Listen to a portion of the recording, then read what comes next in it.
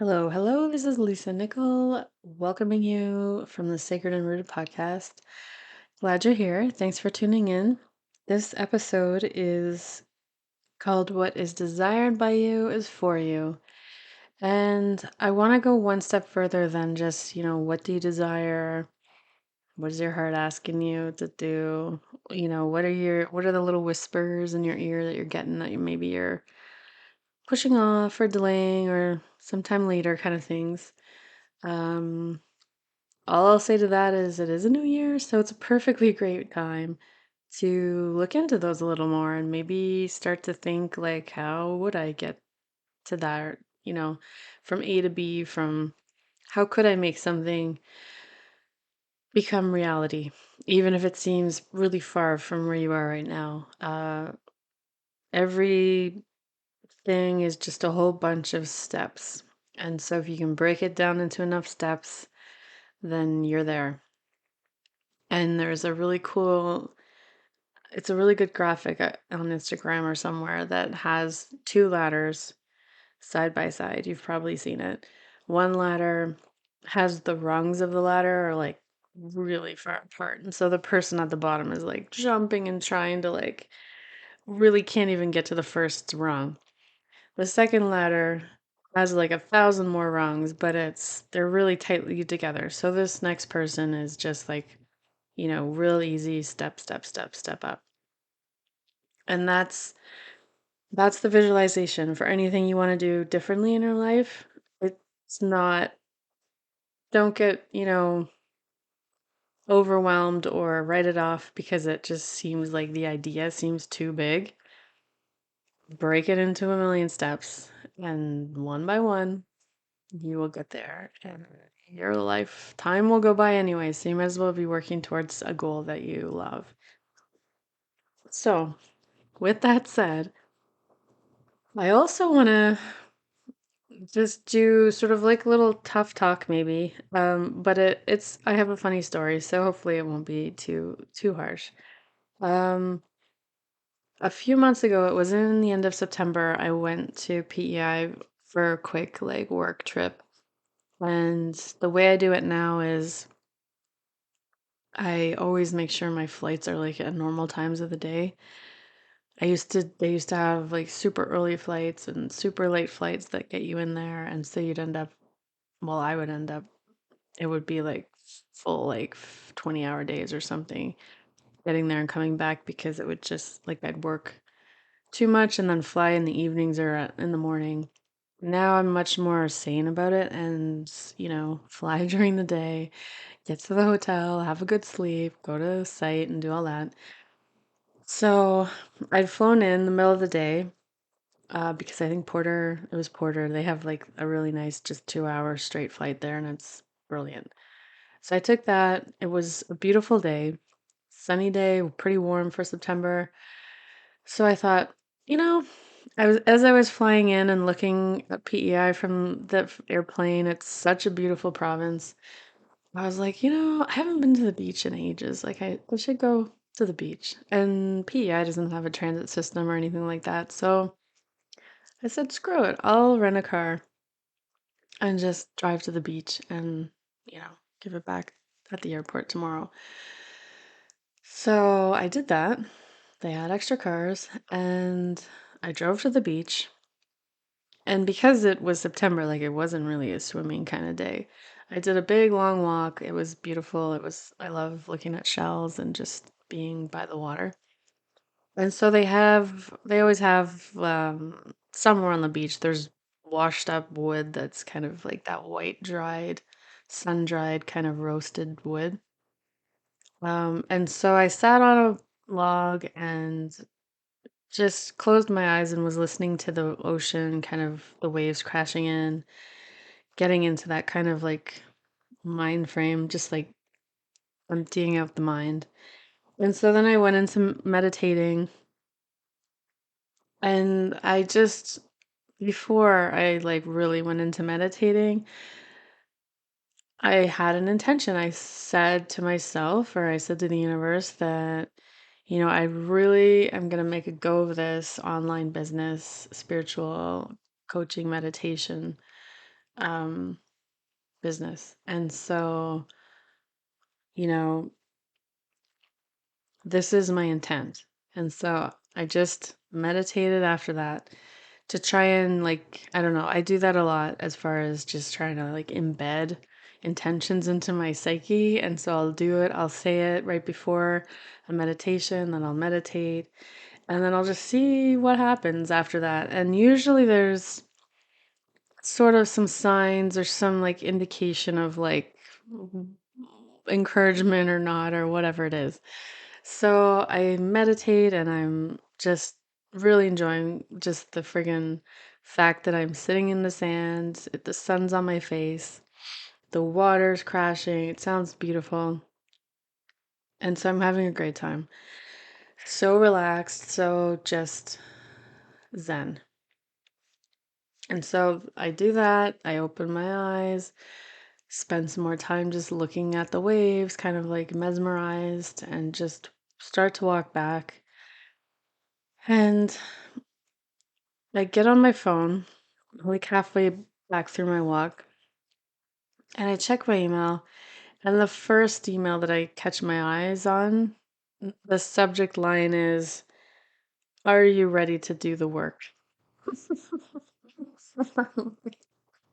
And I just like laughed so hard because the universe, for me at least, is freaking ironic. And so, if my intention, before the meditation was, I really want to make this work, da da da. As if somehow the intention alone is gonna just get it all the way there. And so the universe, of course, replies back, sounds great, but are you willing to do the work? And so and it's like, are you ready to do the work? And so I ask you this question as well, because we are, I mean, if we had the easiest life ever, things would just like fall in our laps and it would be amazing, but it would also be incredibly boring and we would never grow from anything. However, it's always sort of the first option. It would be just like, well, it's just going to happen and I will barely have to do anything and it's going to be great. So, so yeah, are you willing to do the work? And so I sat with that. I still sit with it sometimes and it's like, okay, what is the next? And like the ladder analogy, it's like, I mean, I have a lot going on in my life. And so I need the small rungs. Like I really need the small rungs. So it's like, okay, what's the next couple of steps? All right. Check, check, check. And then I'll reassess. Okay. How's that going? What's the next bunch of steps? Okay. Check, check, check. And sometimes it takes me way longer to do some of the steps than other steps. And so it's not just like 3 things a week I'm getting done and here I am. My whole list is like going like crazy because I have to make sort of I have to be flexible with what other things are going on in my life. But the question, are you ready to do the work, is kind of like the best. I mean, it's one of the greatest questions because we can vision board, we can wish, we can hope our friggin' brains out. And if we are not really ready or willing or able to put in the time, put in the work that requires us to become a person that we need to be to do whatever our hope or dream is, it's never gonna actually show up in a manifest, like a physical reality in this world. And so I would encourage you to journal on that question. If you have hopes and dreams, if you have things that, you're constantly just, it's not really letting go, like it's still in the back of your mind, it's always kind of back there. It never really goes away. It's just sort of further back or further forward. Um, get honest with yourself and just see like, is this something I can, what would it take for me to do this? And the surprising thing is that, you know, we, it feels like a lot because it's a different, maybe skill set. It's a different, definitely just something else to do other than whatever we've been doing up until this point. And so it feels like Oh, like this is gonna be a lot. But breaking down the rungs to something really is enlightening as far as it never feels as bad as or as much work as it does before you do it. And and really then at that point you just have like a little to-do list. And at that point you don't have to, spend a whole lot of time in your mind like, well, what about this? What if I do it like that? Like just here's the list and then it's like I need to do that. Okay, that's the next thing. Okay, next thing. And so when you do have time and when you do have some inspiration, then you can just get at it. There was a really um I don't know, it was probably a while ago now. I can't remember. Liz Gilbert had a book. I think it was called Big Magic, I'm pretty sure. And I don't know if it was in the book or during one of her interviews with people that like for the book, that she started talking about something called a shit sandwich. And it was um for some reason that analogy stuck with me because it's true. I find it very true where, even if you had like your most amazing job ever or your dream something, you there's always you always it is always a shit sandwich. And so you have like two parts that are like the bread, whatever. Those are like, the best parts, the parts you really, really love. But you always have the middle piece that's just like the shit sandwich part. Like it's like there's always a part of everything that is not going to be your favorite part. That's not going to be really what you love about the whole thing, but it's usually not the main part of it. And so you just have to get through it.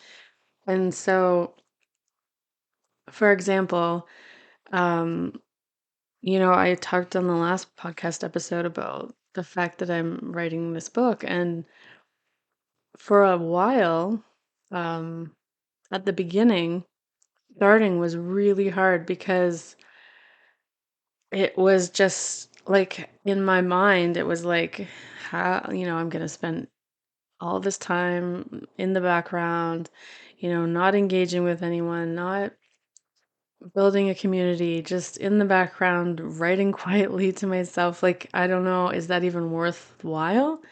And, but the book idea just kept on building slowly but surely. I figured out a table of contents. I used it. I looked at it regularly so that I could, get stories together and get ideas going for each sort of section of the book. And and so there's a real big part to writing where it's like you're you're certainly not getting any accolades, you're not getting credit for anything. You're just quietly nobody knows you're even doing it unless you mention it, but even then it's like, okay, sure, who cares really? And so there's a whole bunch of it that like you enjoy, but it's not actually it's not helping anyone yet. It's not, building communications or relationships with other people. So it's not it's that part where it's the shit sandwich part where you gotta just show up at your desk and you gotta write. And sometimes it will literally be shit and you'll be like, man, I don't know if I'm gonna really end up with that in the book. But it's like the point is that you show up for your dream and you show up for the next thing you have to do to get to your end result. And showing up is what, you know, a mature adult who has goals and hopes for the future does.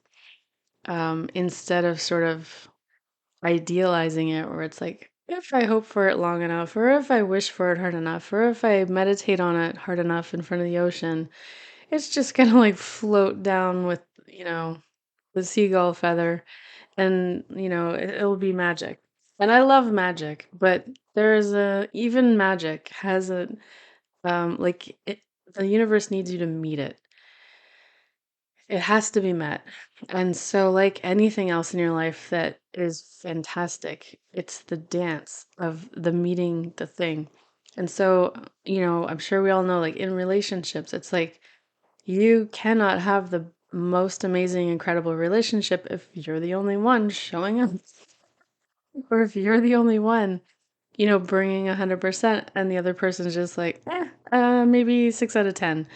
Um, Same thing at work, like you have a project and you have a team, and it's like if somebody on your team is not performing, it's gonna be irritating, annoying, frustrating.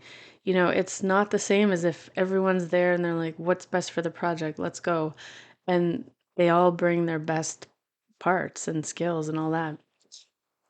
So that is my little mini tough love as far as just like, okay, not only hopefully, I mean, hopefully you have spent some time noticing in your heart, in your soul, your intuition, whatever is whispering to you, what's the next thing for you? What's the next version? What's the next, what are you growing towards? What are you living into? I think somebody says that I've heard. Um, and so to make your life like a masterpiece, if you think of it as a masterpiece, it's like, okay, well, what's the next brushstroke? What's the next adventure? What is there to do that you'd love to try, love to learn, love to experience? And then what are the literal steps? What do you need to do?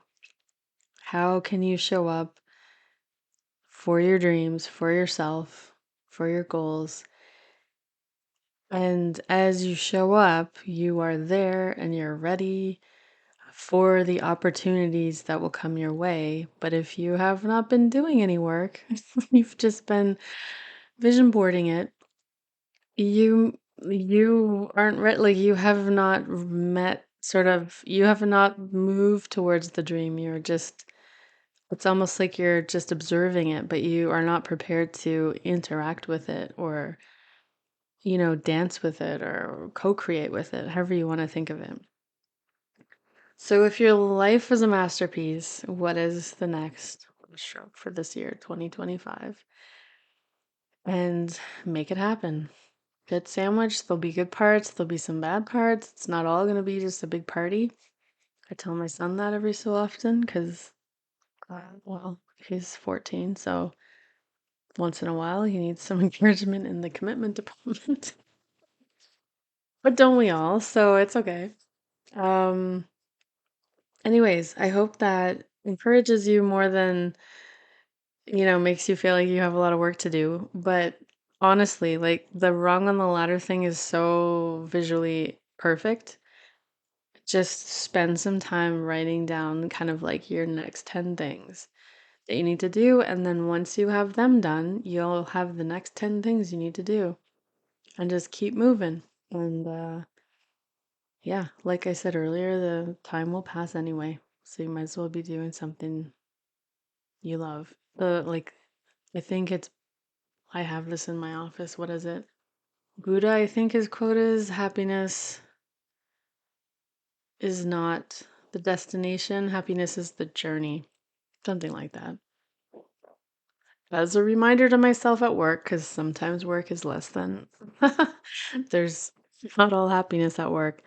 But it's like the setup needs to be the long-term plan needs to be aimed at that. And so here we go. 2025 off to a good start or a start, and we'll see where we are at the end of 2025. And if you want to just look back for a minute to see how far you've come since 2024, the beginning of 2024. I sent an email to my community email newsletter list, my email list, and asked them that question where it's like, give yourself a moment to look back on early 2024 and just how you've grown. And it can be through skills, it can be patience, it can be literally like I learned a new language or something like that. You could have developed a hobby. you could have be just more present with people because that's what your goal was last year. And so you're feeling like your relationships and the time you do have with people is quality, more quality time than last year. Who knows, whatever it was, maybe it was business school, whatever. It doesn't even matter. It's just take the time to look back so that you can literally pat yourself on the back and just say, wow, okay, things are coming along. I am really like developing more and more into my completely whole self, like authentic, everything is with me, it's integrated, it's coming along real nice. All right. So that is the podcast for today. Before I forget, sorry, I have this piece of paper here so I remember the link. I did make a sacred reading list over the holidays, and I thought I'd share it with you. It's free. The link is Lisa Nicol, LISANICOL.ca/reading list, and it's capital R, capital L. Actually, now that I say that, I'm not even sure if that matters. Anyways, that's the link. I'll put it in the show notes as well. And if you're looking for inspiration, some mindset tune ups, some spiritual rabbit holes to go down and just explore, that's what this reading list is. It's like a bunch of books that have impacted my life in a positive way that kind of took it down different avenues than I could have potentially been going down. And there a lot of them are books that I have that I are almost like resource books at this point where I know where to find something if I need that again, like depending on what's happening, and I'm like, okay, I just want to read that for some extra inspiration, or I just want to remind myself of that mind frame so that I can get out of my current mind frame that's in the gutter or whatever it is. And so yeah, I'll put that link in the show notes. Take a look. If you have a book that you think should be on the list, I would really be interested to hear from you. I'm always looking for more books to read. And yeah, and then yeah, that is probably one of my favorite ways of learning is reading books. Uh, Now I listen to them on Audible mostly because I just don't have enough time to sit and read and I spend a lot of time in the car, so the car it is. It's gonna be like a reading area now. Anyways, I will talk to you guys later. I will see you in the next episode. In the meantime, I hope you have a beautiful day and take good care.